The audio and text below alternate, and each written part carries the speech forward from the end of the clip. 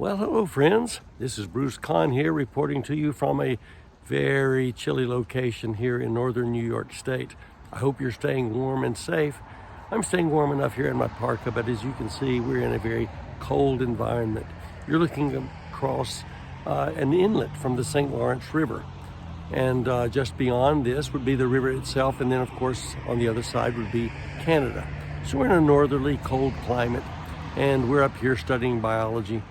And one of the things that people wonder about a lot is what's going on in the wintertime when you don't see as much life around. Things seem to be slowed down. Where are things going? And of course we know a few things. We know about bears hibernating and things like that.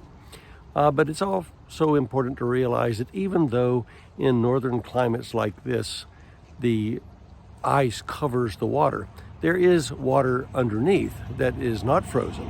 And so if you wanted to go fishing, for example, you could. Ice fishing, in fact, is a very big sport up here in northern New York and parts of Canada and other areas such as this, because the fish are still quite active. They're still swimming around. They're still looking for food.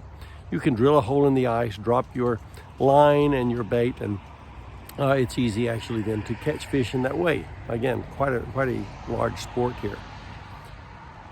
Of course, most of the birds and mammals are either, if they're birds, many of those are still active, and the same thing with many of the mammals that do not hibernate. But those are organisms that are known as homeothermic. They are endothermic because they produce their own body heat. They're homeothermic because they maintain a constant body temperature. But many aquatic organisms, fish, but most of the invertebrates, mollusks, insects, other things, are poikilothermic. They have a variable body temperature, and they typically are not endothermic. They are ectothermic. They have to remain at the same temperature as their surroundings, which of course, even in the liquid water underneath the ice here, would be quite low.